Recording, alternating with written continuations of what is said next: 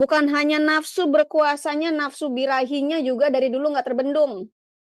Orang-orang yang terlibat, pengusaha-pengusaha yang terlibat dalam pemerintahan, apalagi posisi-posisi empuk, enak, legit, gurih. Shalom Bapak Ibu dan Saudara-saudara yang dikasihi Tuhan Yesus Kristus.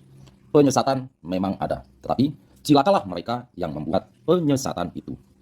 Iblis hadir menyerupai domba, tetapi oleh hikmat dan kasih karunia Roh Kudus yang menyertai kita, dari buahnya lah kita boleh mengerti dari pengajaran-pengajaran yang diberikan kepada setiap orang. Kita simak setiap video yang ada dengan membuka hati, membuka mata, dan membuka telinga, supaya kita beroleh pengajaran dan pembelajaran dari setiap apa yang boleh kita simak. Kali ini topiknya adalah dalang pembakaran gereja-gereja di Indonesia.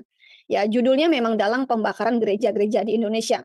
Tapi nanti kita akan melihat dalang pembakaran gereja di seluruh dunia ini sebenarnya siapa sih? Kita sebenarnya sudah tahu ya. Tapi yang mau saya tekankan di sini adalah di Indonesia. Kenapa saya membawakan ini? Karena kalau orang Indonesia yang membawakan ini pasti ditangkap. Karena ini menyangkut salah satu petinggi di Indonesia yang menjadi dalang dari kekacauan-kekacauan di Indonesia, yang menjadi dalang terorisme di Indonesia. Orangnya masih hidup, orangnya masih ada di pemerintahan Indonesia, tapi saya akan bongkar. Ya, orang Indonesia yang membongkar ini kena apa ya? Kena itu apa sih? Bisa Oh, langsung ke teror, Bu, ya. iya langsung kena teror. Bentar-bentar, ini kok ada yang gedok-gedok? Bentar-bentar ya.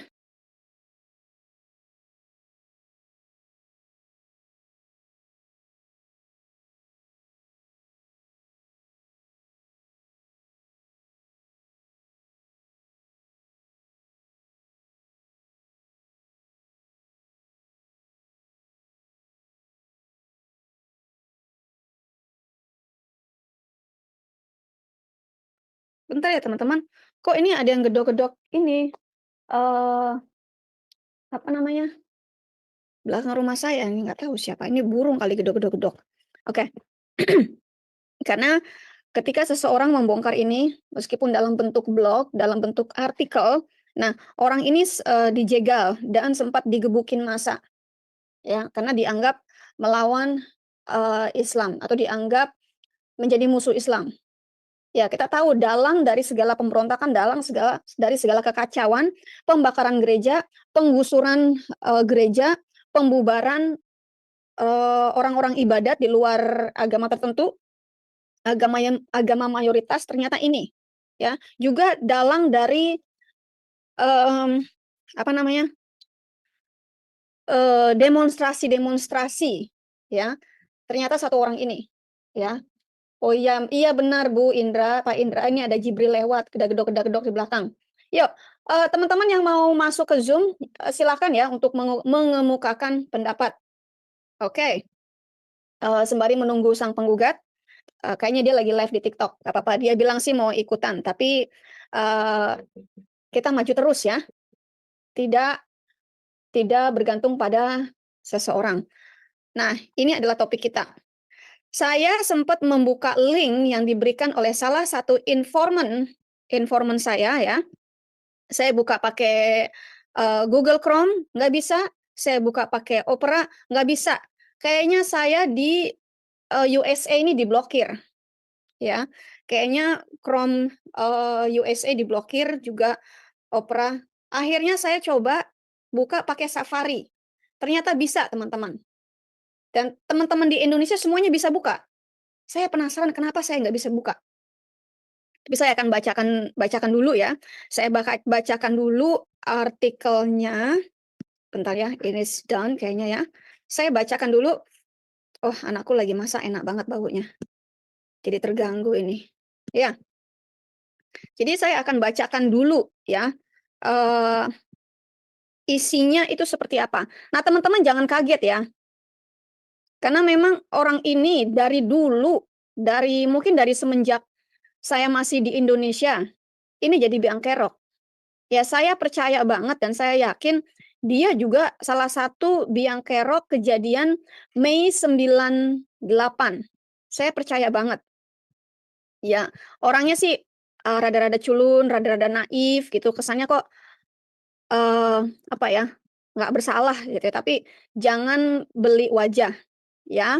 Nah, ini dari, artikel bulan Mei tanggal 26 tahun 2023, ya. Pembakaran JK pembakaran gereja. Nah, Mas Joko, ini bukan Jokowi ya, Mas Joko membakar gereja. Suara saya gimana teman-teman di live chat? Bagus ya? Mas Joko.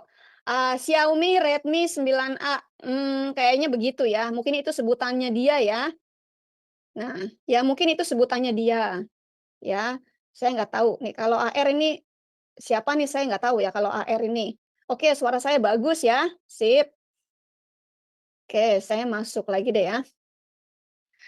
Saya bacakan, atau saya share screen aja, saya share screen deh karena saya sudah bisa share screen, ya.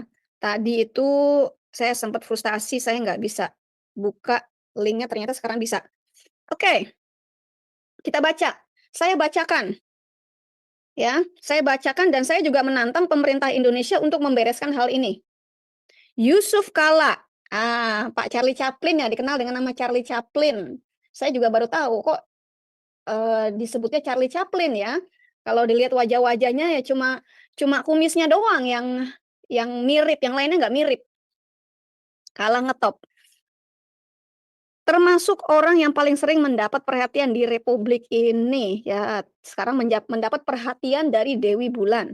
Sejak terlibat dalam politik praktis, banyak sekali ucapan dan tindakannya yang menimbulkan kontroversi. Memang dari dulu orang ini kontroversi. Saya ingat dulu waktu saya masih muda, waktu JK ini masih muda juga ya, belum populer. Uh, Jangan deh, kasihan ya. Jangan saya buka kelakuan zaman dulu. Ya, mantan wapres dengan 2 presiden, SBY dan Jokowi, dan capres yang gagal. Oh, ternyata dia gagal jadi capres ya. Jadi dia sekarang menjadi dalang nih ya. JK sepatutnya layak menyandang peran sebagai negarawan yang arif dan bijaksana. Ya, saking bijaksananya ya, harusnya seperti itu. Ya. Dalam usianya yang makin sepuh, nafsu berkuasanya tetap tidak terbendung. Maaf, bukan hanya nafsu berkuasanya, nafsu birahinya juga dari dulu nggak terbendung. Ya, sama. Nah, ini orang nih sebenarnya lebih ganas daripada si MUI itu. Bukan secara langsung, namun menjadikan orang lain sebagai tamengnya.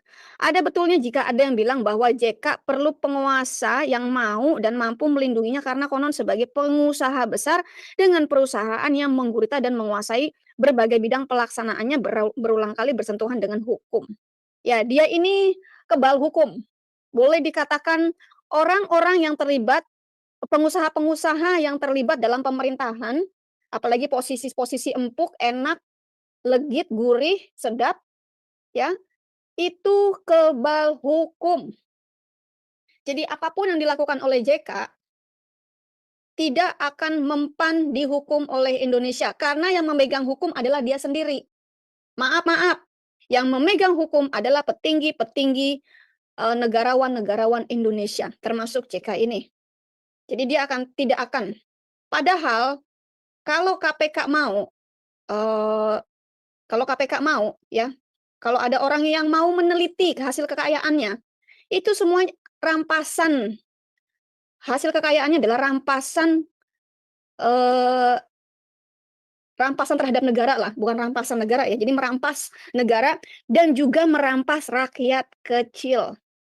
Anda nih yang rakyat kecil itu dirampas oleh dia. Kalian dibebankan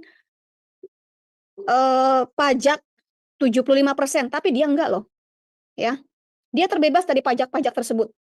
Kalian ini pengusaha-pengusaha kecil yang tidak ada hubungannya dengan pemerintah, yang tidak ada jalinan ya dengan orang-orang seperti ini, kalian yang kena beban pajak. Sementara orang-orang seperti Yusuf Kala tidak terkena beban pajak. Bisa nyelonong begitu saja. Iya. Saya baca lagi ulang. Ada betulnya jika ada yang bilang bahwa JK perlu penguasa yang mau dan mampu. Nggak akan ada yang bisa menghardik dia. Ya. Dia adalah hukum. Bak kancil dalam dunia fable. JK dan bisnisnya selalu berhasil lolos dari jeratan hukum. Itu sudah pasti. Karena hukum sudah milik dia.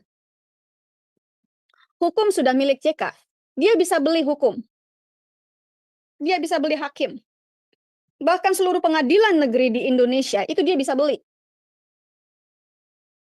Itu hal yang kecil. Ya. Investasinya di Swiss pun sudah besar. Dana-dana hasil korup, hasil pencucian uang, itu sudah masuk ke bank Swiss. Bisa lompat sana, lompat sini, berkelit pada posisi yang sulit dan persoalan yang rumit. Akhirnya bisa lolos. Gampang ini. Bikin aja keributan, ya. Bikin saja kericuhan di Indonesia. Apa yang paling sensitif? Agama. Masalah penistaan agama, dia peruncing. Ya. Ini anak saya lagi apa namanya? Beresin dapur, makanya bunyi komplang-komplang. Ya, maklum ya. Sama-sama jadi babu, ya. Nah, jadi kalau Anda lihat ada demo sana, demo sini, itu sebenarnya hanya menutupi korupsinya, hanya menutupi tindakannya saja. Supaya media berfokus kepada keributan ini, demo-demo ini. Entah itu demonstrasi mengenai yang baru-baru saja mengenai siapa Elia Myron, demonstrasi mengenai Dr. Lee ya. Itu kita harus tahu siapa pembiayanya. Orang-orang seperti ini. Ya pasti dia lagi itu mah, mau siapa lagi? Lagi. Iya. Tujuannya apa, Gat? Biar nggak kelacak. Sebenarnya itu tujuan dia. Biar aman dianya. Ya kan? Mengalihkan perhatian. Ya. Jadi tujuannya ada itu loh, mengalihkan perhatian. Ya, ini terjadi di seluruh dunia ya, mengalihkan perhatian dengan demo-demo. Nanti kita cerita ke situ deh, mengenai pengalihan perhatian. Ini strategi cerdas sebenarnya. Ya. Dan strategi cerdas ini dilakukan juga oleh seorang apologet Kristen untuk mengalihkan perhatian karena dia tahu dia bisa terjebak hukum di Indonesia. Ya. Nah, jadi teman-teman tahu ya. Gue juga tahu nih. Ini mungkin kasusnya ada di lu juga, Gat. Lu pasti pegang ini juga. Ya.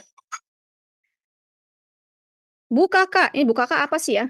Yang jadi bendera bisnisnya adalah konglomerasi yang mendapat banyak proyek dan fasilitas selama dia berkuasa. Oh, udah pasti dong. Kalau dia yang berkuasa, jadi wakil presiden, pasti dong punya usaha berkembang di mana-mana dan paling berkuasa. Ya. Siapa sekarang nama wakil presiden RI? Gat? Yang berdampingan dengan Jokowi? Kurang tahu, Bu. Siapa sih wakil itu Ma'ruf sekarang? Amin.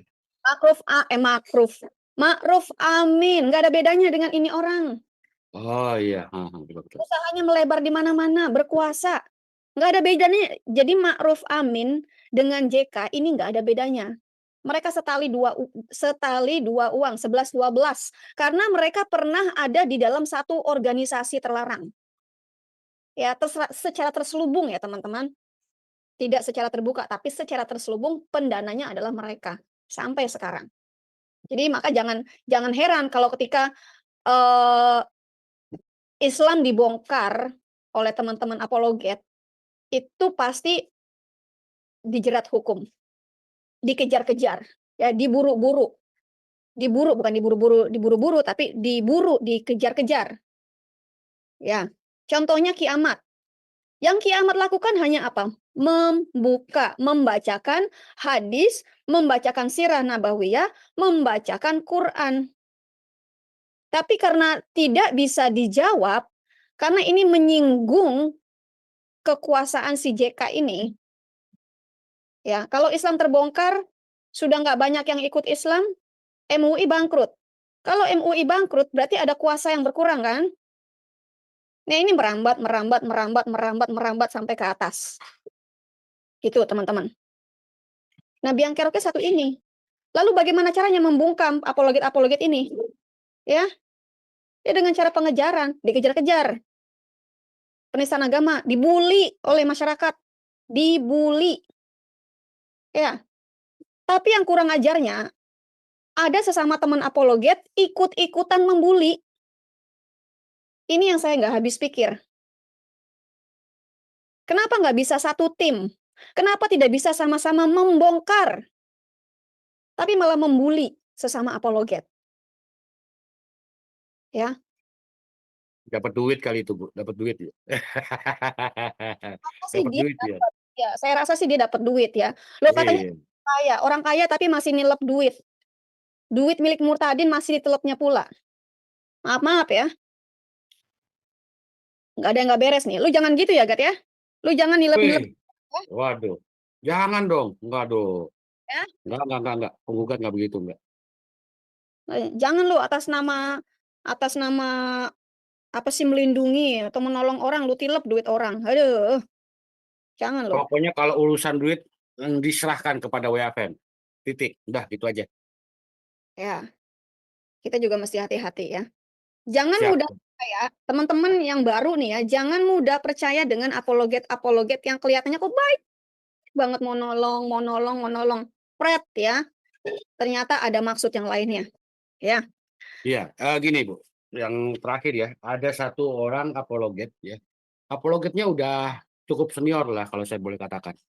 Ya, cuma apologet yang satu ini ya menjual yang seharusnya gratis. Alkitab yang harusnya gratis untuk para mutadin itu ke berbagai daerah, tapi malah dijual sama dia. Tuh kan. Nah, saya sih udah punya namanya ya, cuma Dapat ya dana gimana ya? beli Alkitab kan. Jadi dia minta donasi untuk beli Alkitab untuk diberikan kepada Murtadin. Bener nggak, Gat? Betul. Kasih dana kan? Lumayan gede kan, Gat? Wow, bukan gede-gede lagi. Makanya semangat dia kerjanya semangat, makanya gitu. Kalau gue nggak salah dengar 15 juta ya, Gat? Bener nggak? Itu kan 15 juta yang terakhir doang, sebelumnya ada lagi tuh. Itu Oh, banyak sekali kan. udah masuk puluhan juta ya. Ternyata dijualin ke Murtadin. Nah, ini dia, ya. Ini orang yang berbahaya. Ini orang yang sangat licik, ya. Seingat gue dia juga pernah hina-hina gue, Gat, di TikTok, di depan umum. Dia pernah Iya, hina-hina betul. gue, ya. Dia pernah mencoba ya mengais-ngais di air keruh lah. Ada teman-teman juga bilang, "Bu, udah nih angkat aja ini, angkat aja." Saya bilang, "Dia nggak kenal saya, nggak urus, dia nggak selevel. Maaf, bukan level saya." Ya. Kalau ngorek-ngorek saya itu bukan level saya, tapi ketika dia sudah menyalahgunakan kepercayaan, apalagi mengatasnamakan Murtadin, saya kan juga Murtadin. Ini menyangkut saya. Kalau saya dicolek-colek, saya ora urus. Tapi kalau menyangkut teman-teman apologet yang lainnya, menyangkut teman-teman Murtadin yang lainnya, baru saya bergerak. Ini dia orang ini kayaknya sudah menjual data ke yang lain nih, ke siapalah dia jual. Karena katanya kan dia pengacara, tapi kayaknya pengacara nggak laku, Gat ya. Nggak ada kasus. Kalau pengacara-pengacara kayak gitu ya harap maklum aja, Bu. Nggak ada kasus, nggak ada duit, ya kan gitu. Berarti dia miskin. Pengacara miskin, pengacara yang nggak ada kasus, nggak laku, pengacara nggak laku. Makanya dia mengais-ngais di TikTok. Mengais-ngais di TikTok nggak cukup, maka dia buka donasi dengan dalih menolong Murtadin, ya, menolong teman-teman apologet lain yang membutuhkan, ya, membantu penginjilan. Ternyata itu cuma memperkaya dompetnya sendiri. 15 juta habis. Itu baru yang ketahuan. Ada lagi beberapa juta habis. Itu dana untuk Murtadin. Tapi tidak pernah disampaikan. Ini miris banget. Miris banget. Tapi kenapa dia masih dikasih lahan untuk towet-towet di komal-komal? Ini yang saya nggak habis pikir. Ya, kenapa masih dikasih tempat? Apakah lu masih kasih tempat orang ini, Gat? Ya enggak lah, dia udah gue blokir kok. Dia aja udah gue blokir, gue udah nggak mau lihat lagi dia. Ya, gue ngeliat mukanya aja udah menjijikkan. Istilahnya udah muka bantet kayak kentang ya. Maaf ya, bukan menghina ya. Filternya itu loh tebelnya minta ampun. Mendingan lihat makeup tebel deh daripada filter tebel. Ya, lanjut ya. Kita lanjut ya. Kita lanjut ya. Lanjut. Nah, jadi teman-teman Ada juga ya yang mengatasnamakan apologet Kristen, tapi kelakuannya kayak bangke. Sama kayak JK ini. Sayangnya keberhasilan tersebut tidak cukup membuatnya bersyukur tuh kan. Sama nih. Dia sudah berhasil menjadi apologet. Namanya sudah keren ya. Sudah banyak dikenal.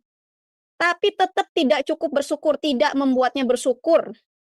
Malah mau lebih, kurang, 15 juta kurang, beberapa juta kurang. Ya. Nilep kurang, masih kurang. Ketika tidak dievakuasi ke Amerika, dia ngambek. Ngambek. Jadi buat teman-teman yang nyari-nyari apologet ini yang menghilang ya, tiba-tiba menghilang, ada di Amerika. Ya. Udah nyampe. Nah, dia ngambek pengen dievakuasi. Dan dia sempat mengancam tim apologet yang sudah ada di Amerika juga, bukan saya ya, tapi ada juga tim apologet yang sudah di Amerika, mengancam. Jadi kalau tidak dievakuasi juga ke Amerika, dia akan membongkar identitas seseorang. Nah, ini dia nih. Kok ada ya, Gat, kayak gini, Gat? Namanya anak setan, kan begitu, Bu. Anak setan ya begitu. Tapi dia apologet Kristen Nah. loh, Gat. Iya, nama Kristen itu kan cuma tempelan doang. Dia tuh apologet setan sebenarnya. Gitu aja. Oh aja ya. Oke. Kita nggak perlu sebut nama ya, Gat ya? Nggak usah. Biarin aja. Oke, kita lanjut. Cap rasis dan anti Cina melekat pada dirinya. Ini masih menyangkut JK ya, bukan si apologet ya. Ya. Dalam berbagai kesempatan dilontarkannya betapa pengusaha keturunan Cina yang adalah minoritas sangat mendominasi perekonomian Indonesia. Sebenarnya dia juga tersangkut. Nah, dia juga yang bekerja sama dengan pengusaha-pengusaha Cina ini. Tetapi memang dasar keturunan Muhammad sudah dibantu oleh kaum Yahudi, masih juga ditekan Yahudi-Yahudi tersebut. Sama nih kayak begini nih. Ya. Sudah menekan Yahudi, Yahudi sudah membantu dia, masih saja dibantai. Yang terbaru dikatakannya bahwa itu sebagai masalah. Seakan ingin membenturkan dengan non-Cina yang digiringnya sebagai masyarakat yang dominan miskin. Ya memang iya, ini namanya adu domba. Adu domba supaya nggak ketahuan dia ini dalangnya. Jadi masyarakat pribumi itu diajarkan atau dikomporin untuk membenci etnis Cina. Dan etnis Cina yang karena mendapatkan tekanan dari pribumi, ya jangan salahkan mereka memandang etnis-etnis pribumi ini sebagai sampah, sebagai pemulung, sebagai peminta-minta, sebagai biang kerok dari segala permasalahan. Jangan salahkan mereka berpikir seperti itu, karena ada dalangnya yang ngomporin begini. Ya, JK memperingatkan tentang kerusuhan rasial anti Cina menjelang kejatuhan Presiden Soeharto. Ini 98. Ini dia juga dalangnya. Sebenarnya ini dalangnya dia juga. Ya, dia ini mau ngerampok etnis Cina, pengusaha-pengusaha sukses. Ya, saya mendengar pengalaman dari saudara kita, perbedaan antara orang Cina yang pekerja keras dengan pekerja Indonesia. Nanti kita akan dengarkan pengalaman dari teman kita.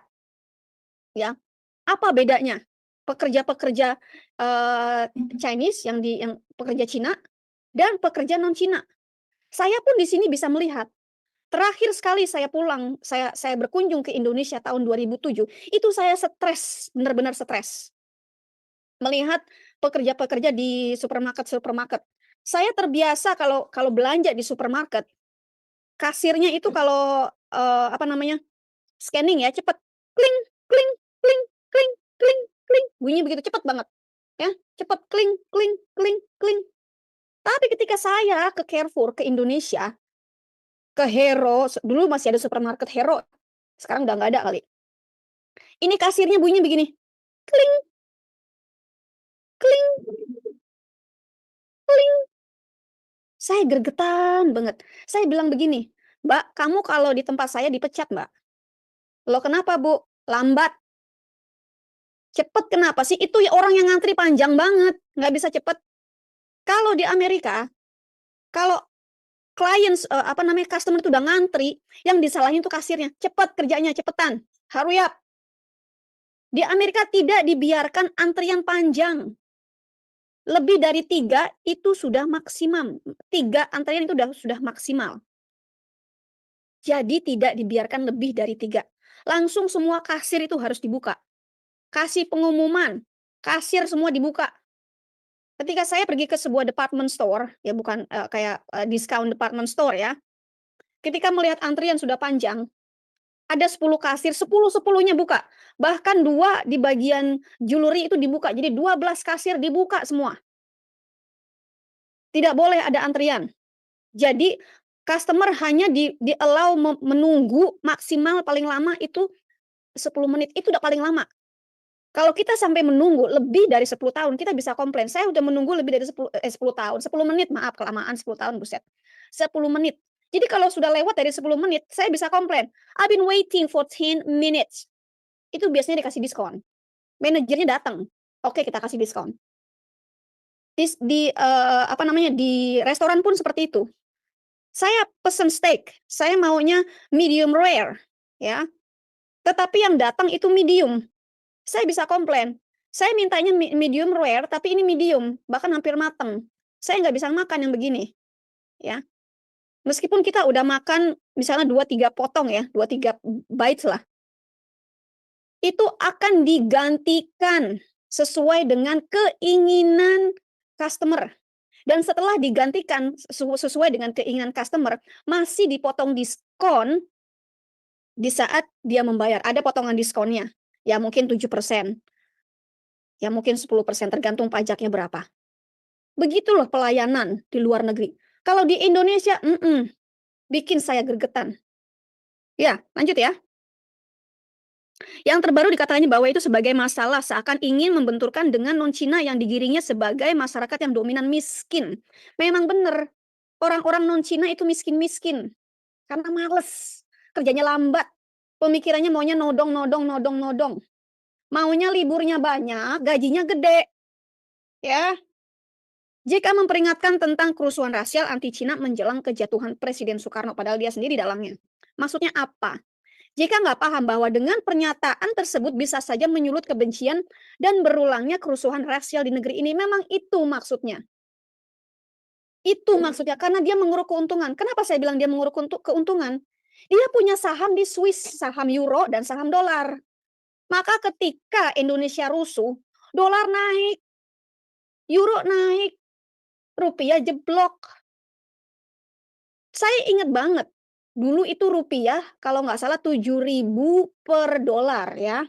Sekarang sudah 16.000 per dolar. Semakin banyak kerusuhan, semakin tinggi nilai dolar dan nilai euronya. Nilai euro sekarang berapa, Pak? Ini mana nih? Si Belanda nggak ada di sini ya. 17.000. Nilai euro udah 17.000 ya? Ya. Gila ya. Gila ya.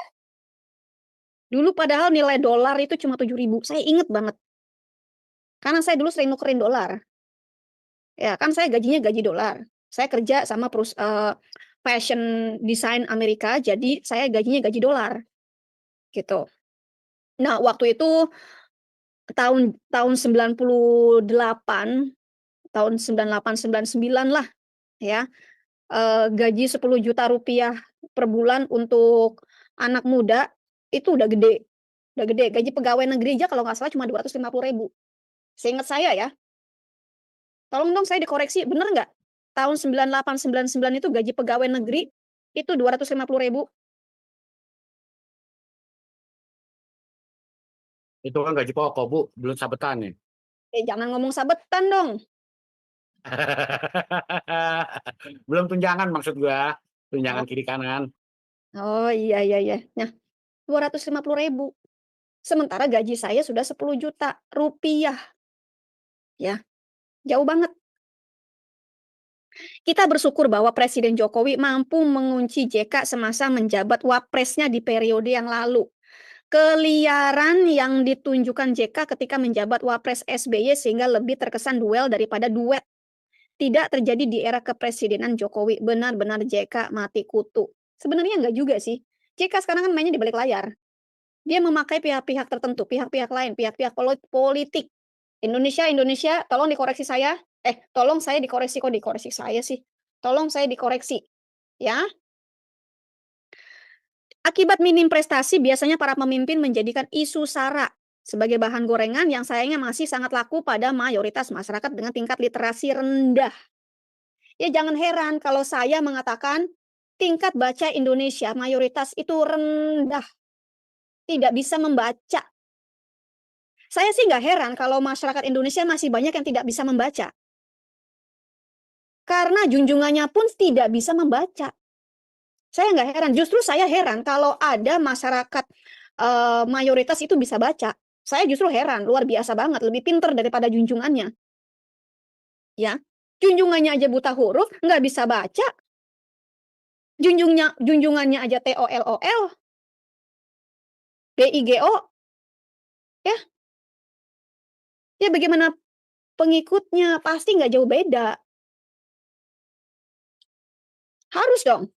Bagaimana junjungannya, muridnya, pengikutnya pasti nggak jauh beda. Sama. Yang dipakai apa? SARA, rasis. Makanya rasisme di Indonesia itu sangat sensitif. Ya. Saya inget banget.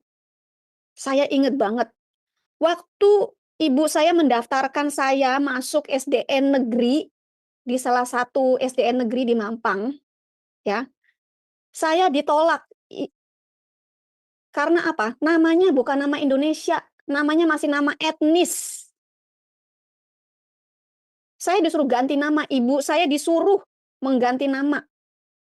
Karena nama ibu saya sih sudah Indonesia ya, sudah memang mama saya kan orang Indonesia, tapi bapak saya itu masih etnis.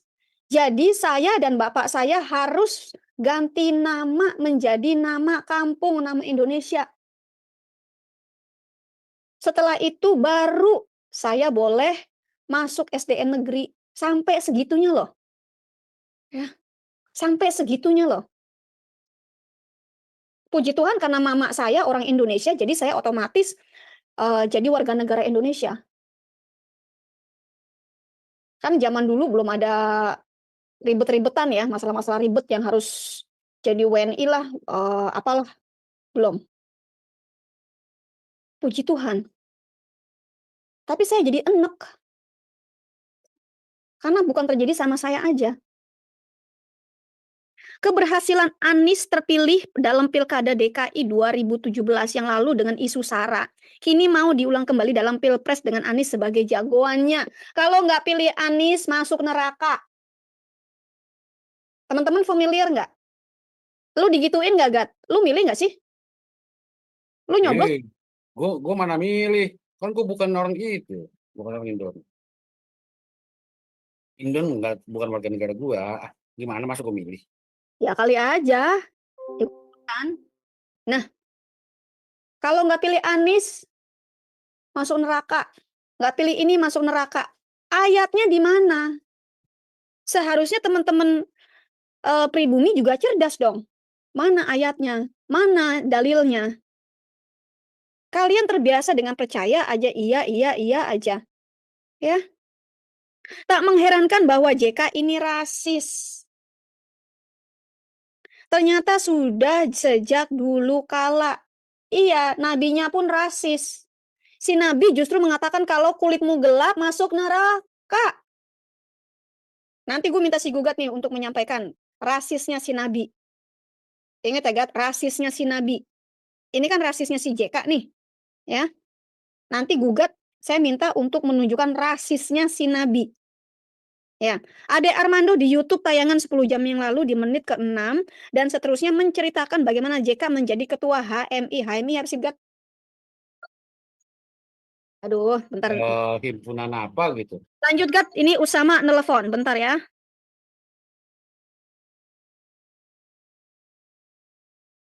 Ya, jadi si JK ini ya memang dari dulu itu udah ketahuan sebagai orang rasis. Ya. Nah, jadi pada tahun ini, ketika dia jadi ketua HMI pada 1 Oktober 1967, ya, dia menggerakkan massa melalui 2 stasiun radio untuk Martir. Ini tahun 67, ya, di zamannya Soeharto, ya, dia bakar gereja. Dia itu menghasut massa, ya kan. Akibatnya apa? 9 gereja Protestan, 4 gereja Katolik, 1 asrama biarawati, 1 akademi teologi, 1 kantor persatuan mahasiswa Kristen, dan 2 sekolah Katolik mengalami kerusakan. Dan informasi tersebut disertai Mujibur Rahman di Universitas Leiden. Itu ada tercatat di disertasinya ya, disertasi Mujibur Rahman di Universitas Leiden. Ya, ketika dia udah tua itu begitu, ya, mudanya aja rasis, tua mau jadi apa? Nah, itu memang benar. Ya, orang ini satu ya. Kita sebenarnya sudah banyak mengawasi orang satu ini. Saya udah cukup lama mengawasi orang satu ini ya. Dia banyak sekali keterlibatan dalam berbagai hal, terutama yang menyangkut para apologet misalnya. Ya, jadi keterlibatan dia ya dengan penangkapan beberapa orang apologet Kristen itu disinyalir itu besar sekali. Termasuk yang belakangan ini isu pencairan dana sekian puluh miliar cuma untuk menangkapi para apologet Kristen. Ya, saya nggak usah kasih tahu itu informasi dari mana, itu yang jelas informasi yang teramat sangat dapat dipercaya. Gitu ya. Nah, jadi orang satu ini memang sangat berbahaya kalau menurut saya. Ya, bahkan menurut tim kami juga, orang satu ini ada rencana besar lagi. Ya, cuma masih dirahasiakan dulu. Ya, yang jelas memang membahayakan keamanan nasional satu orang satu ini. Untuk Indonesia, nasional Indonesia, bukan nasional saya. Ya, itu. Ya, ada lagi Bu yang mau disampaikan Bu? Ya, tadi saya baru ada telepon dari Usama Dagdo, karena besok kita ada interview dengan, TBN, kalau nggak salah TBN ya. Ya, saya dan Usama ada interview. Jadi kita harus mempersiapkan segala sesuatunya lah untuk interview, begitu.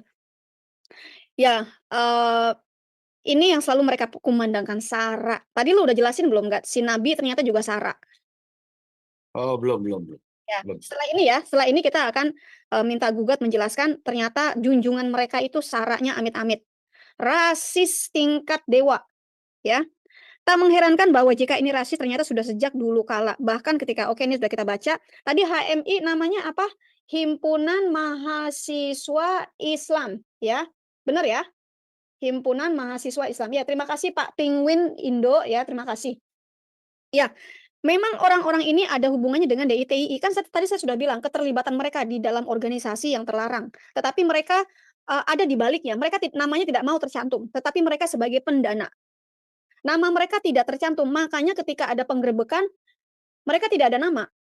Bersih, ya. Karena mereka hanya sebagai pendana. Begitu loh. Yang menggerakkan, tapi tidak terlibat secara langsung. Begitu. Sama Ma'ruf Amin, JK ya. Ini begitu cara mereka terlibatnya. Ya, dana. Ya, penggerakan massa. Nah, JK sebagai ketua HMI pada 1 Oktober 1967 di Makassar menggerakkan massa melalui 2 stasiun radio untuk martir dengan cara membakar gereja. Nah, ini dia nih. Siapa yang menggerakkan massa? Untuk apa? JK menggerakkan massa untuk membakar gereja sampai sekarang. Ya. Itu untuk martir. Kalau perlu ada yang mati. Makanya ada bom-bom bunuh diri di Makassar. Masih ingat nggak beberapa tahun lalu ada bom bunuh diri, orang naik sepeda motor jeber bom. Ya, maksudnya untuk membom gereja, ternyata yang ngebom dirinya sendiri, mati ya. Ternyata mereka sendiri yang bercerai-berai. Kayaknya kalau nggak salah makan 1 korban doang ya, Gat ya. Itu satpam gereja di Makassar kalau nggak salah. Itu 2 tahun Iya. lalu. 2 tahun. Enggak satu deh, kayaknya ada beberapa ya. Cuma enggak banyak sih. Siapa yang luka? Jadi 1 yang mati. Maksudnya dari pihak gereja 1 orang yang mati, yaitu satpamnya. Tapi ada beberapa yang kena luka. Gitu.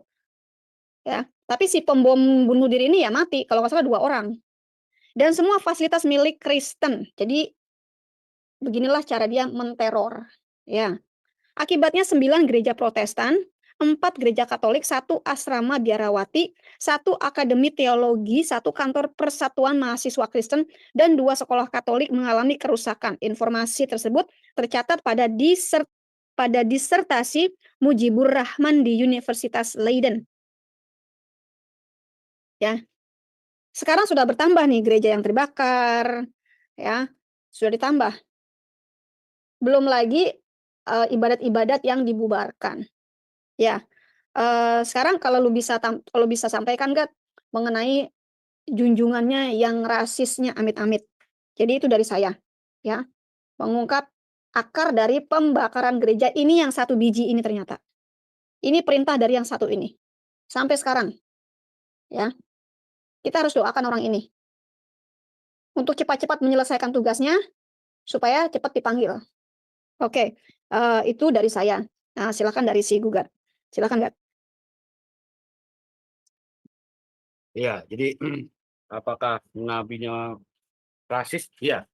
Coba kalau kita perhatikan dalam Musnad Ahmad 26216 itu kan diceritakan menurut Nabi itu ketika Allah menciptakan Adam, ya, Allah memukul bahunya di sebelah kanan.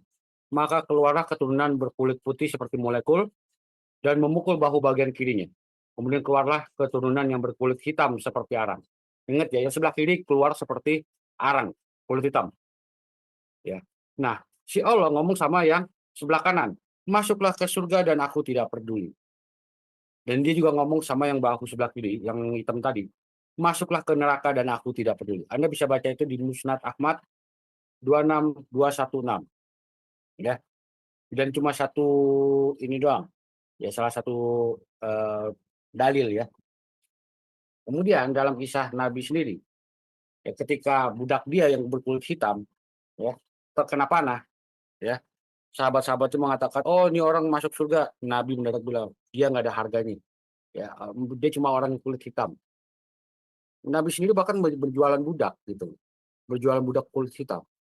Jadi mereka itu sangat rasis, ya, terhadap suku lain yang di luar dari suku agama mereka, itu mereka rasis. Jadi bukan cuma sama yang non muslim doang ya, dalam arti ya, non muslim itu kan bisa suku bermacam-macam, ya. Nah ini akibatnya jadi buruk. Kalau ini ditularkan, ya, pengikutnya yang suku Jawa akan rasis terhadap suku lain, ya. Begitu juga yang suku Sunda akan rasis terhadap suku lain. Yang suku orang-orang Sulawesi akan rasis terhadap suku yang sesama Sulawesi juga. Ini kan berbahaya sebenarnya.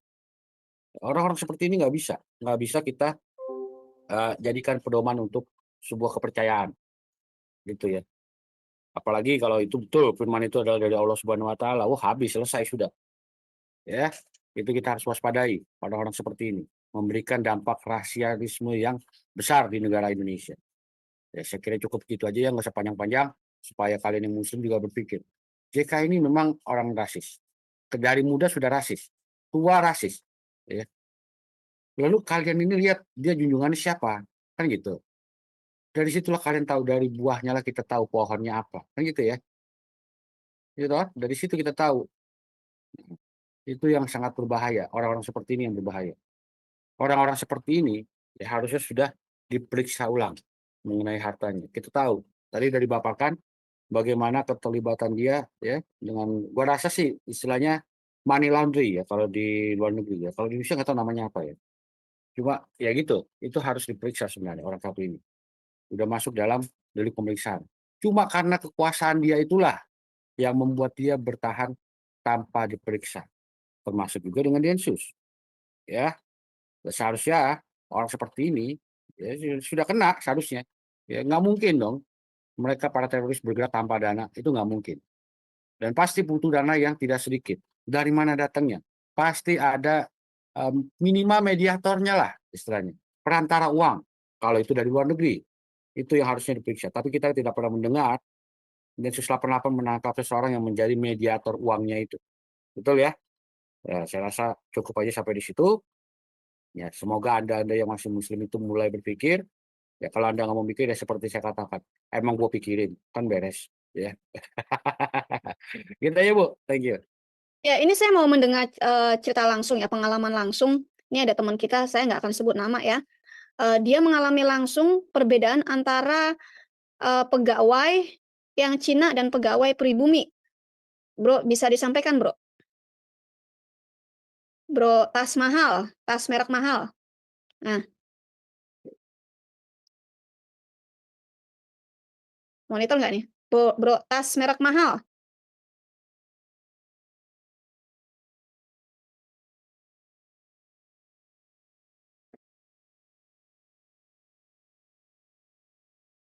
Oh, lagi nggak monitor ya? Lagi nggak monitor. Oke. Tadi sebenarnya ada yang mau saya sampaikan, saya jadi lupa ini. Mmm, bentar saya jadi lupa. Aduh, gara-gara tas mahal gue jadi lupa. Ya kayaknya itu aja sih ya. Jadi teman-teman, kalau menurut ajaran mereka sendiri, kalau yang kulitnya gelap itu akan untuk masuk neraka. Nggak peduli apakah kulit gelap itu Pak Haji, Pak Entong, Pak Buya, siapapun ya. Pokoknya kalian yang kulitnya gelap, itu Allah bilang masuknya ke neraka, nggak peduli. Allah nggak peduli. Nah, kalau yang kulitnya putih, putih-putih bening-bening gitu, pasti masuk surga, meskipun orang kafir. Nah, ini mungkin yang membuat JK kalang kabut. Karena dia tahu dia bakal masuk neraka, makanya dia maunya membantai orang yang Cina-Cina, yang kulitnya putih-putih, bening-bening. Itu kali ya. Ya. Ya, sedikit lagi Bu. Ini yang di live chat tolong jangan ada yang kampanye politik ya. Saya nggak suka ada orang kampanye politik di sini.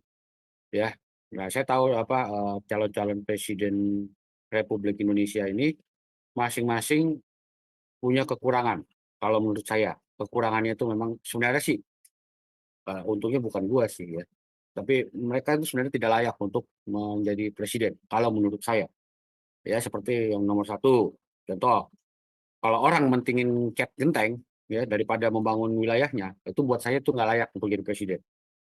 Nah, kemudian yang nomor dua, orang yang punya catatan gelap di masa lalu dan catatan gelapnya itu sampai sekarang tidak selesai, itu juga tidak layak jadi presiden. Yang nomor tiga, ini adalah orang yang pernah mengutuk Israel. Saya adalah orang yang megang Alkitab. Yang mengutuki Israel itu harus kita kutuk. Biarlah Tuhan yang mengutuk dia. Kalau dia yang jadi, lebih bahaya lagi buat Indonesia. Ya, siapa yang mengutuk Israel akan kukutuk. Begitulah firman Tuhan. Jadi bagi saya ketiga pasangan calon presiden ini tidak ada yang benar.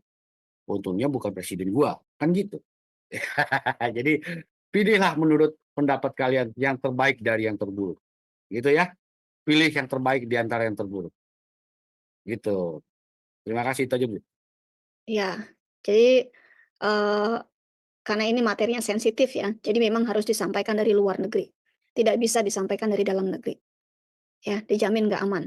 Nah, mengenai tadi ada apologet-apologet Indonesia, apologet Kristen yang nyeleneh, kita nggak sebut nama ya.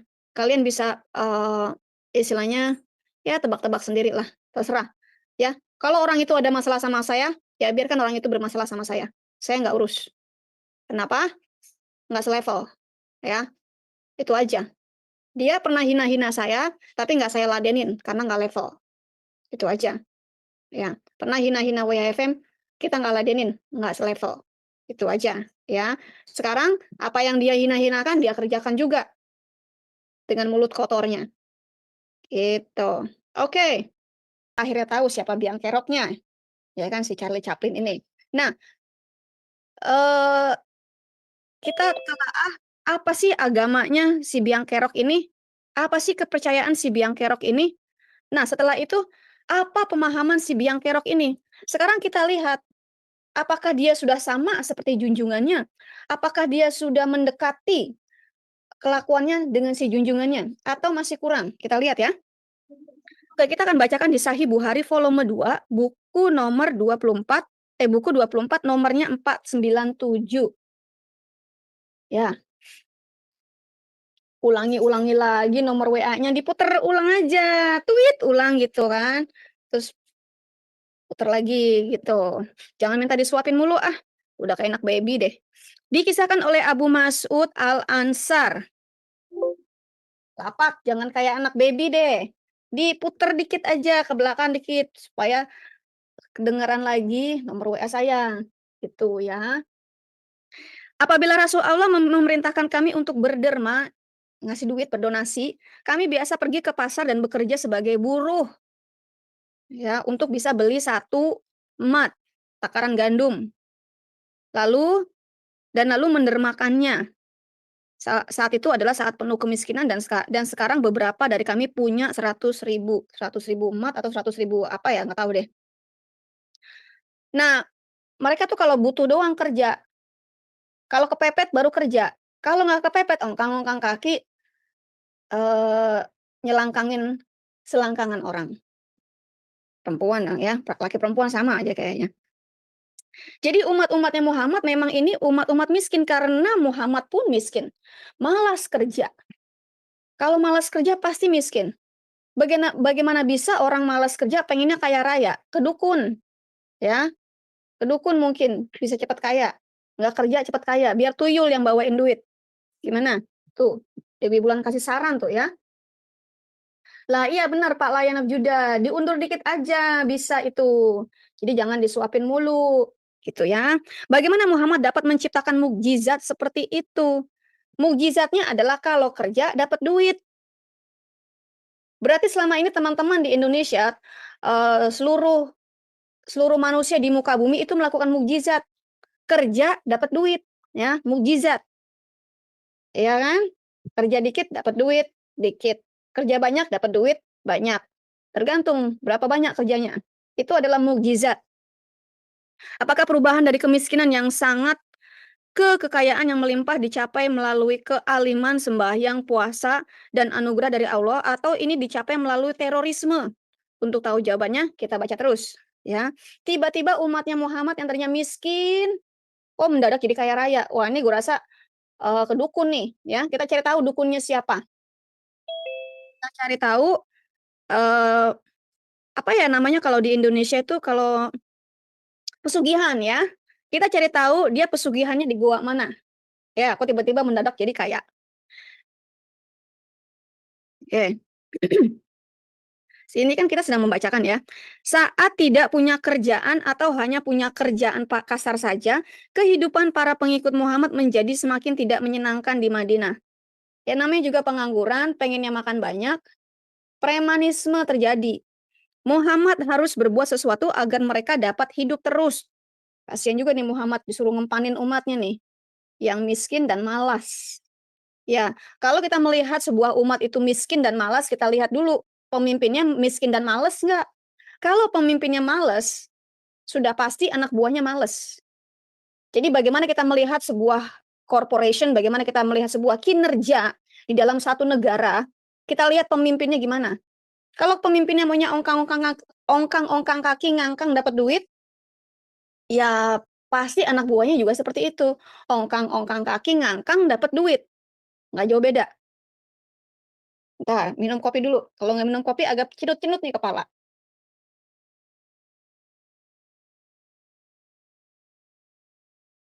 Bukan, BTN, Pak Bocah Tua Nakal, bukan pesugihan di Gunung Kawi. Ini ntar kita cari tahu. Jangan nuduh Gunung Kawi mulu dong, kasihan. Ah, kasihan ntar dukunnya nambah kliennya. Kita cari tahu gunung mana dulu nih ya. Nah, tadi mana tuh? Sampai sini. Muhammad harus berbuat sesuatu agar mereka dapat hidup terus hidup, dan dia harus melakukannya dengan cepat sebelum mereka semua jadi tidak percaya dengan janjinya untuk dapat harta kekayaan milik Khusro, Kaisar Persia dan Raja Bizantium. Oh, mau ngerampok. Ya, rencana ngerampok nih. Yang dirampok kerajaan lagi, raja pula, kaisar pula. Waduh. Rodinson menulis bahwa orang-orang muslim awal ini tidak punya mata pencaharian. Tetapi dan kala semua cara untuk hidup layak sudah gagal semua, pilihan terakhir adalah merampok. Kalau di Indonesia cara merampoknya halus. Pakai pajak 75%. Jizya dikasih kepada kaum minoritas. Ya, biar tercekik. Kalau saran saya kaum minoritas mendingan keluar dari Indonesia, jangan berinvestasi di Indonesia. Biarkan saja terpuruk. Tapi anak-anak Tuhan saya percaya anak-anak Tuhan selalu dilindungi dan selalu dipenuhi kebutuhan hidupnya. Jadi jangan khawatir untuk anak-anak Tuhan. Anda harus tetap hidup kudus dan mengandalkan Tuhan. Jangan mengandalkan pemerintah, jangan mengandalkan nomor 1, nomor 2, nomor 3, tapi mengandalkan Tuhan. Siapapun yang menjadi presiden, itu sudah menjadi ketetapan Tuhan. Melalui pilihan yang Anda pilih. Ya, masih ingat kisah Raja Saulus yang pertama kali menjadi Raja Israel. Allah Israel sudah bilang, kenapa kalian mau punya raja yang nantinya akan menindas kalian? Nah, orang-orang Israel mau punya raja seperti kerajaan-kerajaan tetangganya. Ya, dan umat Israel, anak-anak Israel mendesak Allah mendesak Allah melalui Samuel, nabinya. Lalu Samuel datanglah kepada Allah. Allah bilang, "Oke, karena kamu memaksa aku akan berikan seorang raja sesuai dengan kehendakmu, sesuai dengan kehendak masyarakat Israel." Tapi apa yang terjadi? Justru di tangan raja inilah terjadi peperangan, saling bunuh, ya. Yang tadinya Allah berkenan, jadi Allah tidak berkenan sama sekali. Ya. Mata pencarian utama orang Muslim di Medina adalah dari perampokan, catat, ya, dan pemaksaan pungutan pajak jizyah bagi non-Muslim, catat. Dan ini masih terjadi di negara-negara yang mayoritasnya kadrun. Pemerintahnya kadrun, pejabatnya kadrun, semuanya kadrun. Ya. Dilihat dari hadis di bawah, hadis Sahih Bukhari. Kalau teman-teman Muslim membacanya ini ya, bukan Sahih Bukhari, tapi SAHIH. Dibacanya apa? Doif Bukhari. Oke, hadis Doif Bukhari. Volume 4, buku nomor 53, nomornya 388. Gunung Kemukus, ini Gunung Kemukus apa lagi Pak? Saya nggak tahu itu. Dikisahkan oleh Juwariyah bin Qudama At-Tamimi. Kami berkata kepada Umar bin Khattab, "Oh ketua kaum yang beriman, nasihatilah kami." Dia berkata, "Aku menasihatimu untuk memenuhi hukum Allah Subhanahu wa ta'ala yang dibuat dengan kaum Dhimmi. Karena itulah hukum nabimu dan sumber mata pencarianmu, yakni pajak dari kaum Dhimmi. Hukum nabimu dan sumber mata pencarianmu. Dari mana? Pajak. Merampok melalui jizya. Upeti. Kenapa harus bayar upeti? Biar aman. Aman dari mana? Aman dari gebukan mereka. Tetap aja mereka digebuk, dibunuh, dirampok pula kan hartanya. Catatannya, hadis ini dihilangkan dari terjemahan kumpulan hadis Sahih Bukhari oleh Dr. Muhammad Muhsin Khan. Akan tetapi hadis ini masih ada di versi internet terjemahan Sahih Bukhari. Ya. Nah, inilah kelicikan kaum-kaum ngangkang ini ya. Ketahuan jeleknya, ketahuan nggak bagusnya, dihilangkan. Sama seperti ketika Utsman membakar Quran. Tidak mau kelihatan jejaknya, dibakarin sumber-sumber aslinya. Nah, kelakuan kan? Jadi bagaimana Muhammad mendapatkan mata pencarian di Madinah? Pekerjaan apa sih yang dilakukannya? Bidang apa yang dikerjakannya? Bisnis apa yang dia lakukan? Pertanyaan-pertanyaan ini tetap tidak terjawab. Semua kumpulan hadis, sunnah, sirah, biografi Nabi tidak memberikan keterangan apapun tentang pekerjaan profesi Muhammad yang terhormat untuk menafkahi dirinya dan istri-istri dan gundik-gundiknya yang terus semakin bertambah. Umur bertambah, istri bertambah. Babunya pun bertambah. Ya. Inilah keajaiban Muhammad.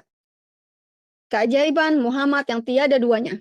Semakin tua dia, semakin banyak istrinya, dan semakin banyak babunya. Hadis Bukhari, hadis Doif Bukhari, volume 4, bab ke-88, dikisahkan oleh Umar, bahwa sang Nabi berkata, "Mata pencaharianku ada di bawah tombakku, dan dia yang tidak mentaati perintahku akan dihinakan dengan membayar jizya." Jadi inilah mata pencahariannya si Mahmud. Inilah mata pencaharian si Mahmud. Tadi maaf ya, namanya bukan Muhammad tapi Mahmud. Ya. Mata pencaharian si Mahmud ada di bayangan tombaknya. Artinya apa? Kekerasan, merampok, pembunuhan, segala yang berdarah-darah. Kalau tidak mentaati perintahnya si Mahmud akan dihinakan dengan bayar jizya. Nah, teman-teman di Indonesia ini pengusaha-pengusaha non mayoritas itu sudah tercekik dengan pajak yang begitu tinggi. Ya. Di bawah bayangan tombakku berarti adalah jarahan perang. Nah, berarti si Mahmud ini memang demen ngerampas alias ngerampok. Kita baca lagi ya. Nanti teman-teman kalau kita nemu kata ini nih ya, jangan dipanggil Muhammad ya, kasihan. Kita panggilnya Mahmud aja. Ya memang begitulah, Mahmud sang Rasulullah menafkahi dirinya dengan cara merampok. Dan hadis di atas dengan jelas menyatakannya. Juga patut diperhatikan bahwa hadis ini telah dihilangkan dalam versi internet Sahih Bukhari. Doif Bukhari. Hadis yang sukar dipercaya ini hanya dapat ditemukan di terjemahan cetak asli The Translation of Doif Bukhari oleh Dr. Muhammad Muhsin Khan.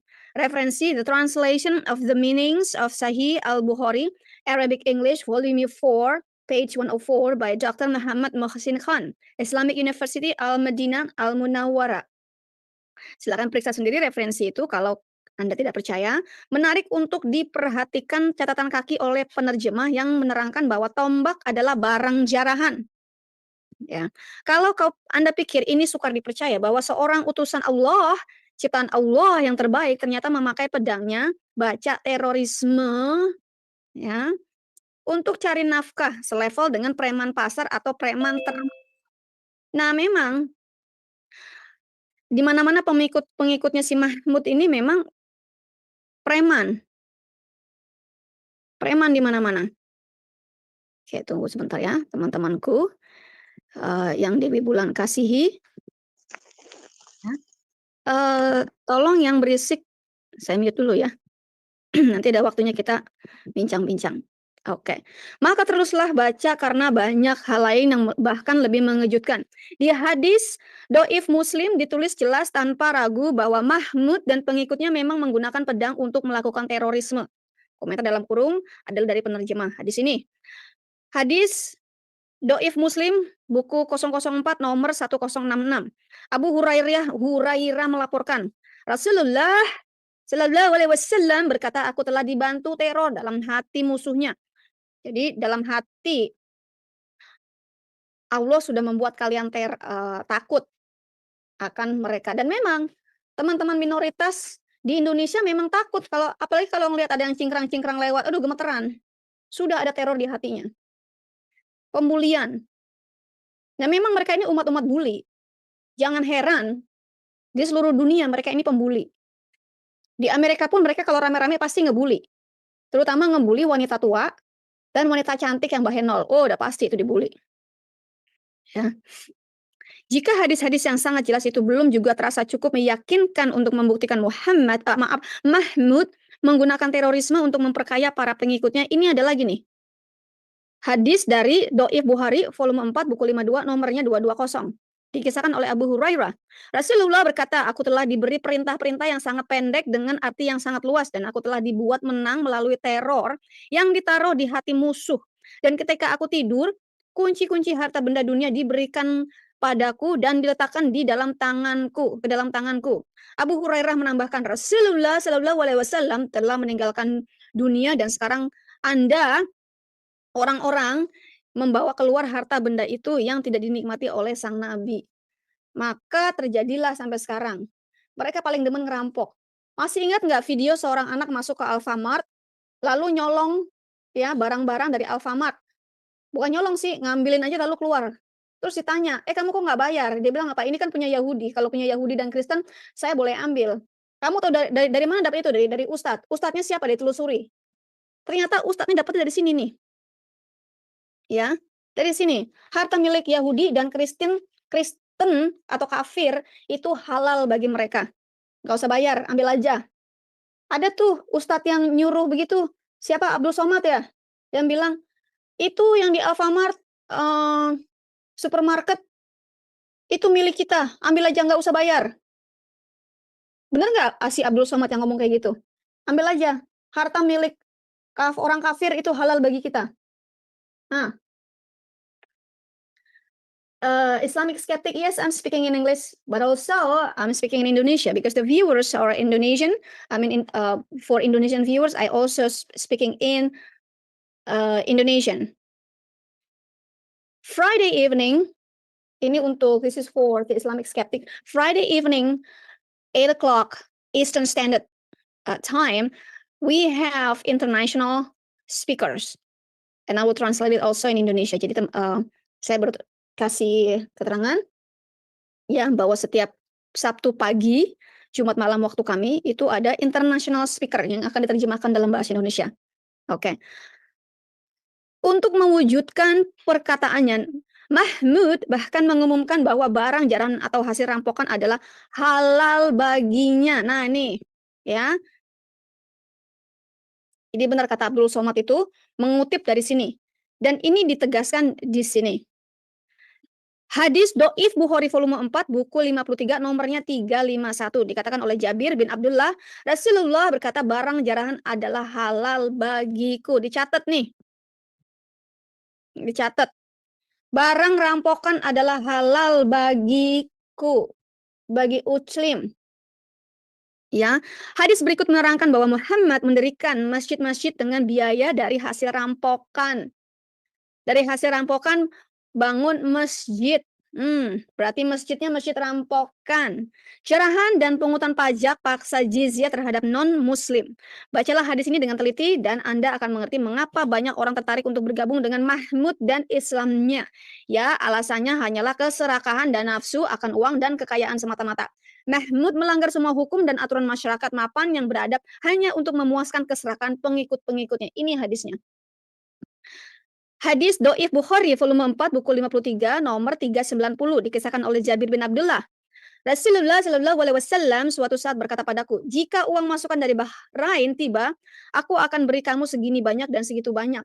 Ketika Rasulullah telah mati, uang dari Bahrain tiba dan Abu Bakar mengumumkan bagi yang telah dijanjikan oleh Rasulullah silakan datang padaku.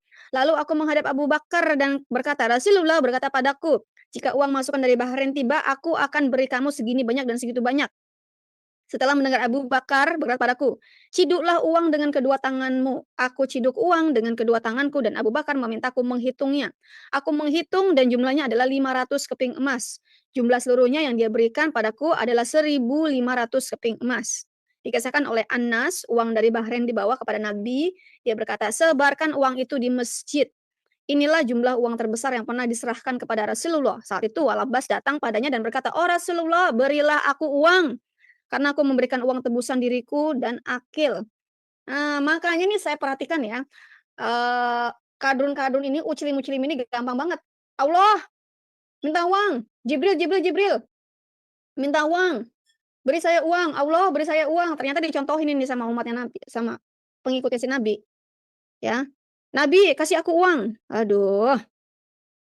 Dia menciduk uang dengan dua tangannya, menuangkannya di atas bajunya dan mencoba mengangkatnya tapi tidak bisa dan dia minta kepada sang Nabi, maukah engkau meminta seorang untuk menolongku mengangkatnya? Nabi berkata tidak. Lalu Abbas berkata, kalau begitu maukah kau membantuku mengangkatnya? Nabi berkata tidak. Lalu Abbas membuang sebagian uang tapi tetap saja dia tidak kuat mengangkutnya. Serakah banget ya. Dan dia sekali lagi meminta pada Nabi, maukah kau meminta seorang untuk menolongku mengangkat ini? Nabi berkata tidak. Lalu Abbas membuang sebagian lagi uangnya dan memikulnya di pundaknya dan lalu pergi. Sang Nabi terus melihatnya terpesona akan keserakahannya sampai dia menghilang dari penglihatan. Rasulullah tidak beranjak dari tempat itu sampai tidak ada satu dirham pun tersisa dari uang itu. Nah, sekarang mari kita lihat bagaimana jihadis Muslim awal memilih korban teror mereka. Kita lihat nih, setelah cari-cari mangsa, Mahmud mengetahui bahwa dia hanya punya dua pilihan. Merampok orang-orang Madinah atau merampok khalifah-khalifah orang Mekah yang kaya raya di jalur dagang Mekah Madinah. Tidak nih, lagi merampok nih. Ya, kita highlight. Tidak bisa merampok sekutunya sendiri, orang Madinah, orang Ansar, karena ini sama dengan bunuh diri. Nah, karena pada saat itu orang Ansar jumlahnya masih besar. Ya, dan sementara si Mahmud dan pasukannya masih seuncit, masih minoritas. Jadi yang dia lakukan adalah merampok orang-orang lewat, khalifah-khalifah yang lewat. Ya. Pilihan lain yang sisa adalah merampok orang-orang merampok orang-orang Yahudi dan musuh bebuyutannya orang-orang Mekah Quraisy yang pada umumnya menolak ajaran agamanya. Jadi kalau menolak dia rampok. Dia tidak bisa mengganggu orang-orang Yahudi terlalu awal karena dia telah bikin perjanjian damai dengan mereka. Dia tidak punya alasan sah untuk menyerang dan merampas tanah dan harta benda mereka. Sekali lagi, karena jumlahnya masih sedikit. Perlu diingat bahwa di kegiatan-kegiatan perampokan awal, Mahmud tidak mau orang-orang Ansar terlibat di dalamnya.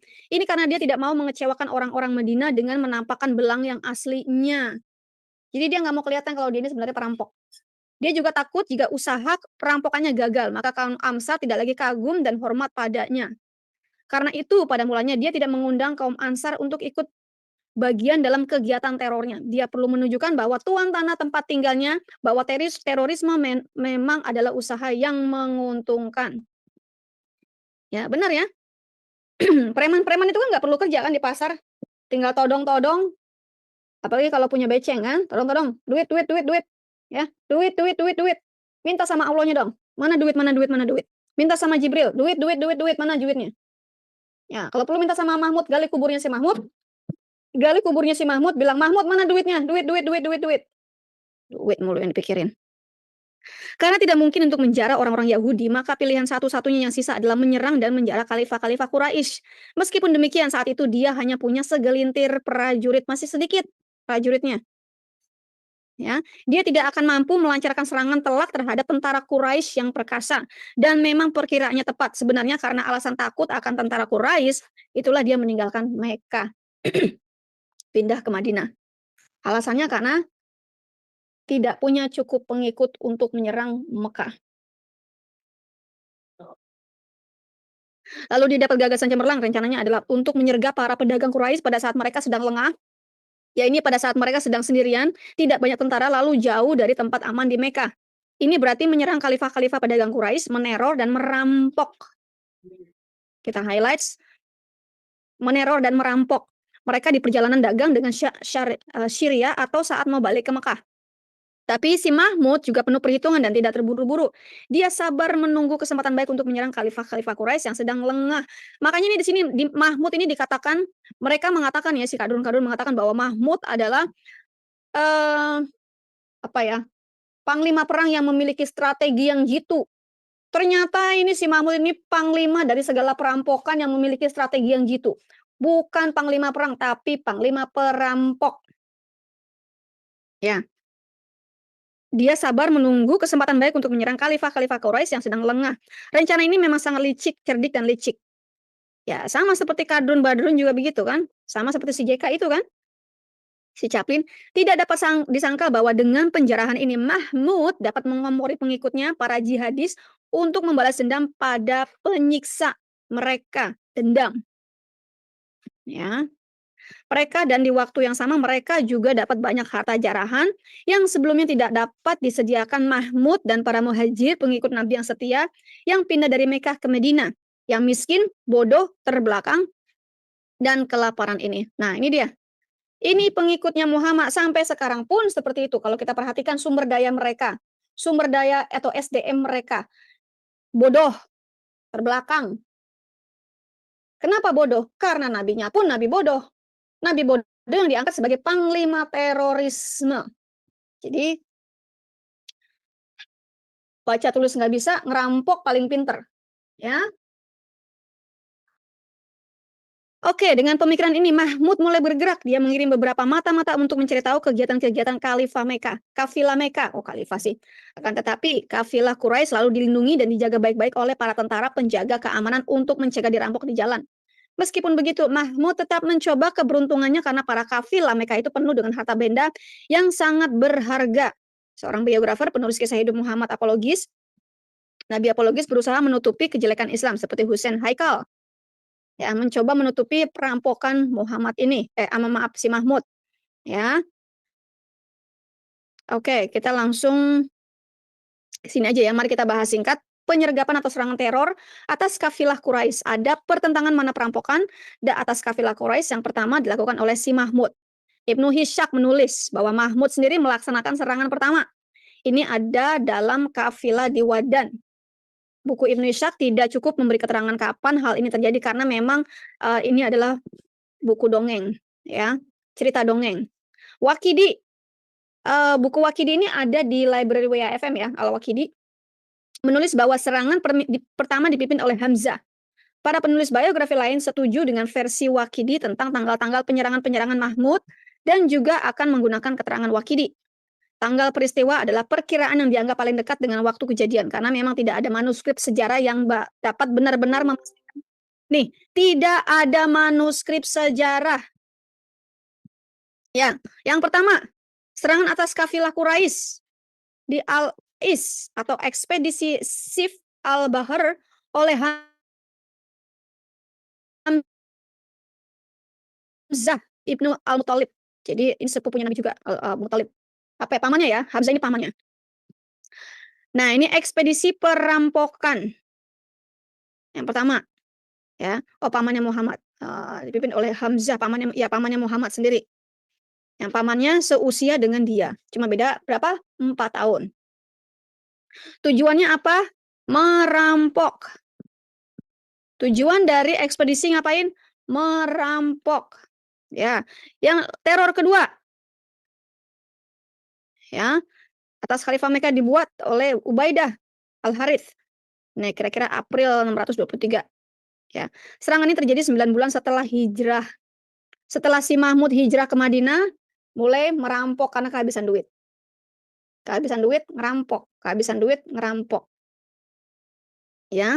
Hamzah gagal. Lalu Muhammad kirim 60 jihadis dipimpin oleh Ubaidah bin Al-Harith, saudara sepupunya sendiri, untuk melakukan teror. Melakukan teror. Ya. Jadi kerjaannya memang bukan memang teror. Makanya teman-teman jangan kaget, teman-teman Kristen, kalau di Konoha preman-preman pasar, preman-preman di tetangga, bahkan Pak RT-nya pun jadi preman. Ada warga yang melakukan ibadah lagi doa dibubarin. Karena memang Pak RT ini tahu sekali kalau menjadi pengikut si Mahmud memang harus jadi teroris, menteror warganya sendiri. Yang seharusnya Pak RT ini melindungi warganya malah menteror warganya. Ini namanya Pak RT udah gila nih, udah makan agama. Ya. Saya rasa kalau Pak RT ini dikasih duit 10 juta pasti diem. Setiap kali ibadah kasih duit 10 juta, pasti diem. Ongkang-ongkang kaki. Karena memang itu maksud mereka. Saya rasa orang yang punya rumah ibadah ini lupa ngasih duit. Makanya Pak RT-nya kaget. Ini gue kan nggak dikasih duit minggu ini. Kurang ajar, ini gue bubarin aja ini. Ibadahnya. Ya. Lagi. Serangan dari Sa'ad ibnu Waqqas. Menembakkan panah-panah pada orang Quraisy. Ini teror yang ketiga. Ya. Teror ini membuat si Mahmud kagum. Wah, keren ini. Nah, ini catatan kakinya ya teman-teman ya. Masterminds of Terror by Khalid was the chief Al-Qaeda planner. At-Tabari, volume 6. Rodison, halaman 162. Haikal, yang chapternya The First Raids and Skirmishes. Nah, bagian kedua. Nih.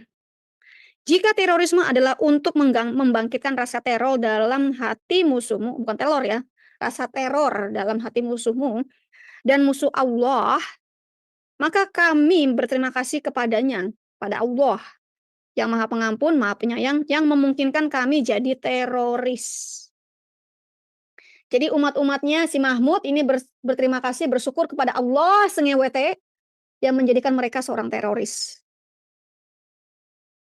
Di dalam kepercayaan Islam, ketika Anda mempelajari Quran, mempelajari Islam dengan sungguh-sungguh, ada 2 kemungkinan yang akan terjadi pada Anda.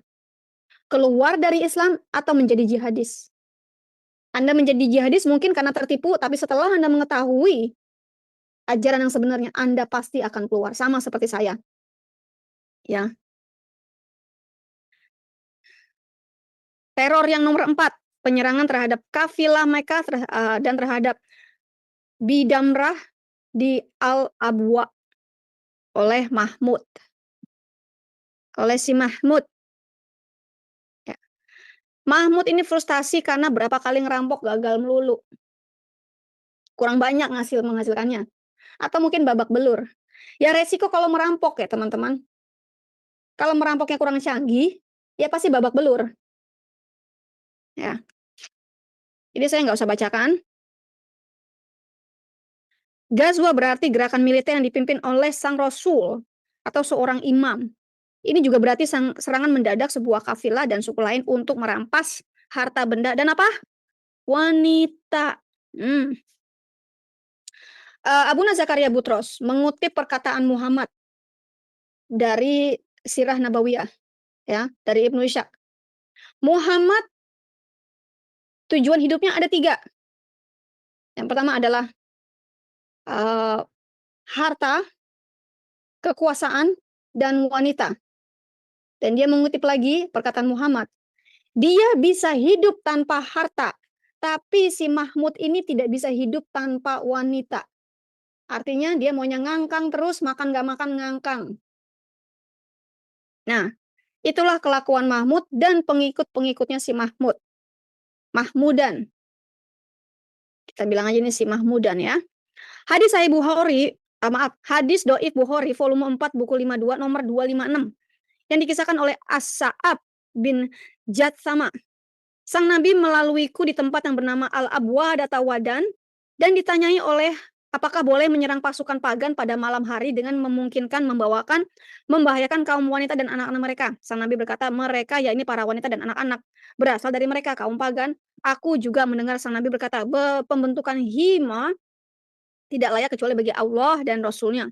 Hadis ini dengan jelas mengatakan bahwa dalam operasi terornya, Mahmud bahkan tidak mengasihani wanita dan anak-anak kaum pagan.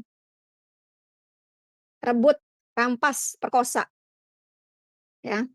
Rebut, rampas, perkosa. Udah perkosa, kalau mau dibunuh, dibunuh. Sama yang terjadi, yang dilakukan oleh Hamas terhadap orang-orang di Israel yang sedang nonton konser musik. Sama persis. Teror yang kelima, penyerangan oleh Mahmud terhadap kafilah Mekah yang banyak harta di Bawat. 623. Sebulan setelah dia menyerang Al-Abwa, Mahmud sendiri memimpin 200 orang termasuk beberapa penduduk Madinah menuju Bawat. Oke, ini saya nggak usah bacain, saya akan baca teror-terornya saja. Yang teror nomor 6, penyerangan terhadap kafilah Mekah di Al-Ushairah di daerah Yanbo oleh Mahmud November 623. Teror lagi. Teror ke-7, penyerangan terhadap unta-unta perah Mahmud di Badar ke-1 oleh Kurs Ibnu Jabir Al-Fihri Desember 623. Teror ke-8, penyerangan kafilah Mekah di Nakhla oleh Abdullah Allah Ibnu Jahar, perampokan pertama yang berhasil. Desember 623. Wah, setiap bulan, sebulan berapa kali perang nih? Sebulan berapa kali ngerampok? Ya ampun, tiap bulan merampok. Tiap bulan kerjanya merampok. Duit habis merampok lagi, duit habis merampok lagi. Ya. Saya baru bincang-bincang dengan beberapa teman. Kalau Uclim itu punya duit banyak pasti kawin lagi. Bukannya ditabung, bukannya sekolahin anak yang tinggi. Punya duit banyak kawin lagi, duit banyak kawin lagi. Surat 8. 41. Ya. Ketahuilah sesungguhnya apa saja yang dapat kamu peroleh sebagai rampasan perang, maka sesungguhnya 1/5 untuk Allah, Rasul, dan kerabat Rasul, anak-anak yatim, orang miskin, Ibnu Sabil, jika kamu beriman kepada Allah dan kepada apa yang kami turunkan kepada hamba kami, Mahmud, di hari Furqan, yaitu di hari pertemunya 2 pasukan, dan Allah Maha Kuasa atas segala sesuatunya. Jadi Allah memang merestui perampokan yang dilakukan oleh Mahmud. Bahkan Allah sudah menentukan berapa banyaknya jarahan-jarahan tersebut. Nah, di Quran 2, surah 2, 217, bahwa perampokan di bulan haram itu tidak ada dosanya. Pokoknya kalau untuk Allah, untuk Mahmud, untuk keperluan Allah dan Mahmud, mau merampok di bulan haram kek, tetap halal, diperbolehkan. Bahkan kalau menghalang-halangi itu dosa besar. Nah, jadi si Mahmud ini menggunakan tangan Allah untuk perampokannya. Si Mahmud menggunakan tangannya Allah, firmannya Allah, memaksakan Allah menurunkan firmannya untuk membenarkan perampokan-perampokannya. Ya. Nah, kita akan lanjut minggu depan ya teman-teman. Karena sebentar lagi Usama Dakdok akan sampai di rumah saya. Ya, saya mau cerita sebentar. Semalam saya bersama dengan Usama Dakdok dan beberapa teman, ya. apa namanya, interview dengan CBS, ya. Interview dengan CBS, promosi bukunya Usama Dakdok, di TBN, Trinity Broadcasting Network. Ya, saya kenalan dengan Bro Said dari TBN. TBN berbahasa Perancis, ya, tapi diterjemahkan dalam bahasa Inggris. Di situ saya kenalan, dan saya sangat terkejut ketika dia juga meminta kesaksian saya langsung di situ, ya. Jadi kita tunggu saja video dari TBN, promosi bukunya Usama Dakdok, dan juga kesaksian dari saya, ya.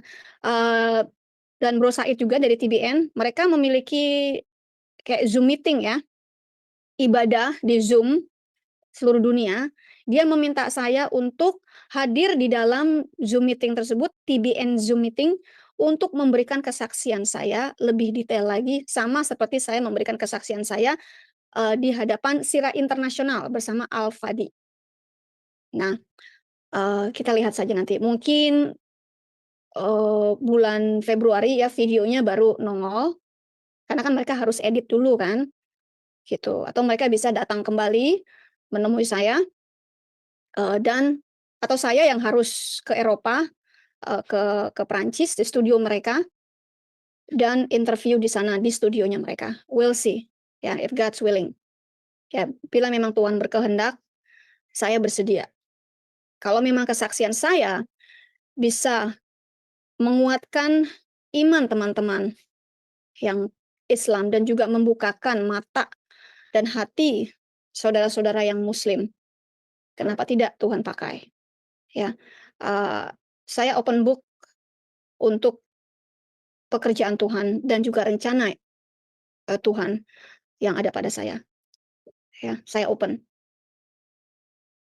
Jadi teman-teman, saya juga minta doa, bila ini kehendak Tuhan, saya akan hadir di studio Trinity Broadcasting Network untuk diinterview dan dibuatkan videonya, ya, dibuatkan videonya oleh mereka, perjalanan saya meninggalkan Islam dan akhirnya menerima Kristus dan sampai sekarang melayani Tuhan dan tidak berbalik. Saya ekstrim, seperti saya juga pernah ekstrim dalam Islam. When I move, and I don't move until God move me. Ya, ya, live Islam now. Ya, silakan teman-teman bisa dilihat di wifmgroup.online di halaman home, ya, di situ ada kesaksian saya bersama Sira Internasional yang diinterview oleh Al-Fadi. Dan ternyata kami kemarin kan hari Minggu waktu saya, ya, itu dipertemukan oleh teman-teman apa namanya, dalam satu lingkaran juga, yang kalau Anda lihat atau Anda punya WA saya, taruh saya di kontak, Anda bisa lihat saya bertemu dengan Alex Blojanovic.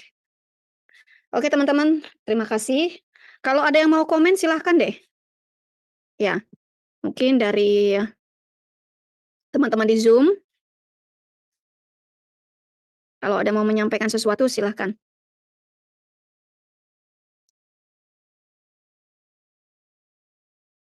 Kalau nggak ada, kita tutup dengan rasa syukur bahwa kita masih diberkati Tuhan. Tuhan masih bersama kita. Itu aja. Nah, sebelum kita pergi, kita putar lagu Paskah dulu ya teman-teman. Bahwa Yesus Tuhan, satu-satunya juru selamat kita. Juru selamat dunia, umat manusia. Ya, entah kamu Muslim, Hindu, Buddha, Kristen, hanya ada satu juru selamat dunia, yaitu Yesus Kristus, Anak Allah. Kalian mau terima atau tidak terima, itu urusan Anda, bukan urusan saya. Muhammad bukan penyelamat dunia. Muhammad mengajarkan kalian merampok. Muhammad mengajarkan kalian membunuh, memperkosa wanita yang tidak berdaya, menjarah, jadi preman. Itulah yang diajarkan oleh Mahmud, si Muhammad Sallallahu Alaihi Wasallam. Pertanyaan saya, apakah Anda mengharapkan anak Anda menjadi teroris, menjadi perampok, atau mengharapkan anak Anda berkelakuan mulia. Kalau itu yang Anda inginkan, anak Anda ingin berkelakuan mulia, maka keluarkan dia dari Islam. Keluarkan dia dari ajaran si Mahmud ini. Saya ucapkan terima kasih telah menonton video ini sampai habis. Dukung terus channel Hati yang Gembira dengan cara like, komen, dan subscribe. Tuhan Yesus Kristus memberkati kita semua. Amin.